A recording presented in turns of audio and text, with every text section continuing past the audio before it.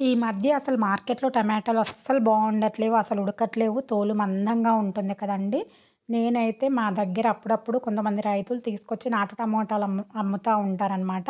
వాళ్ళు వస్తే గనక నేను మాక్సిమం వాళ్ళ దగ్గర హాఫ్ కేజీ అయినా తీసుకుంటాను. ఈసారి 1 కేజీ తీసుకున్నాను.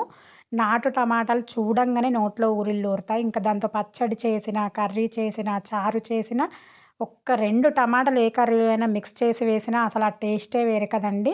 తోలు కూడా చాలా పల్చగా ఉంటుంది. ఈజీగా ఉడికిపోతుంది. ఇక్కడ చూడండి ఇవి మీకు చూపిస్తున్నవొచ్చేసి పండు టమాటాలు ఫ్రిడ్జ్‌లో పెట్టాను.